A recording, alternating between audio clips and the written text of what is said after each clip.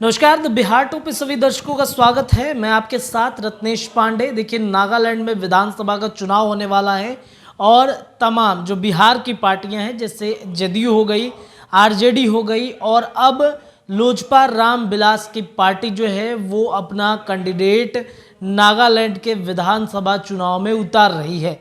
यानी कि चिराग पासवान की पार्टी अब नागालैंड में अपनी किस्मत आजमाने के लिए अपने कैंडिडेट को खड़े कर रही है और इसके लिए बाजाबता जो है वो तैयारी चल रही है। इस बीच जदयू और आरजेडी की पार्टी पहले से ही वहाँ पे अपनी तैयारी कर रही है। जदयू के राष्ट्रीय अध्यक्ष ललन सिंह वहाँ पहुँचे हुए थे।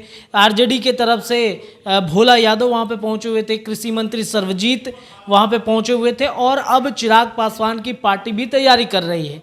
जब जदयू के इस बारे में खबर लगती है कि चिराग पासवान की पार्टी ने अपने कैंडिडेट खड़े करने शुरू किए हैं, तो जदयू का कहना है कि चिराग पासवान अब वोट कटवा के रूप में खुद को स्थापित कर रहे हैं। यानी कि चिराग पासवान पर वो स्पष्ट रूप से हमले कर रहे हैं। आपको बताएं कि नागालैंड की 60 सीटों पर विधानसभा चुनाव के लिए अधिसूचना जो है वो जारी कर दी गई है। नामांकन पत्र दाखिल करना शुरू हो गया है। 7 फरवरी तक नामांकन होगा। नागालैंड चुनाव को लेकर बिहार में भी सियासी हलचल बढ़ गई है। वजह यहाँ की क्षेत्रीय पार्टियों का नागालैंड चुनाव में किस्मत आजमाना है। जदयू पूरे दमखम के साथ मैदान में है। वहीं जदयू की धार कुंदन करने के लिए लोजपा रामविलास ने भी अपने उम्मीदवार उतारने शुरू कर दिए हैं। लोक जनशक्ति पार्टी रामविलास के अध्यक्ष ने बताया कि बिहार के तर्ज पर ही नागालैंड में चुनाव लड़ेंगे। उन्होंने बताया कि वो बिना किसी गठबंधन के नागालैंड में चुनाव लड़ने जा रहे हैं। लोक जनशक्ति पार्टी रामविलास के राष्ट्रीय अध्यक्ष जमुई सांसद चिराग पासवान ने बताया कि कितने सीटों पर चुनाव लड़ने जा रहे हैं, इसकी घोषणा जल्द कर दी जाएगी। उन्होंने बताया कि बिहार में इसकी तैयारी जो है वो बिहार में भी शुरू कर दिया गया है। साथ ही साथ अब देखिए, लोजपा रामविलास पर उन्होंने जदयू की तरफ से तंज जो है वो कसा गया है। नागालैंड में होने वाले चुनाव में बीजेपी के उम्मीदवार के सामने अपने उम्मीदवार नहीं उतारेंगे। वहीं जहां तहां राजद और जदयू के उम्मीदवार होंगे, ऐसे में उनके सामने लोक जनशक्ति पार्टी रामविलास अपना उम्मीदवार उतारेगी।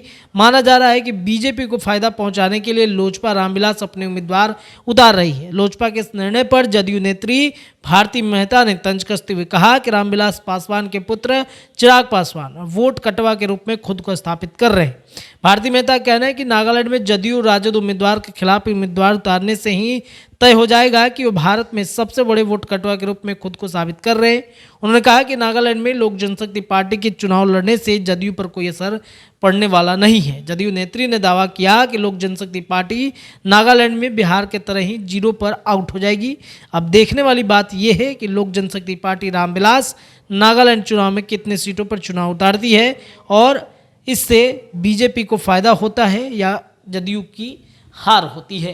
तो अब जदयू तमाम जो जदयू के लोग हैं वो चिराग पासवान को वोट कटवा जो है वो कह रहे हैं और वजह है नागालैंड में वो अपनी प्रत्याशी चिराग पासवान की तरफ से खड़े किए जा रहे हैं। जदयू के लोग लगातार चिराग पासवान पर हमले कर रहे हैं। फिलहाल देखने वाली बात होगी कि चिराग पासवान कितने सीटों पर वहाँ पर अपने प्रत्याशियों को खड़ा करते हैं। फिलहाल इस वीडियो में इतना ही। आप जुड़े रहिए द बिहार टॉप के साथ। हमारे चैनल को सब्सक्राइब कीजिए, पेज को लाइक कीजिए। बहुत बहुत धन्यवाद।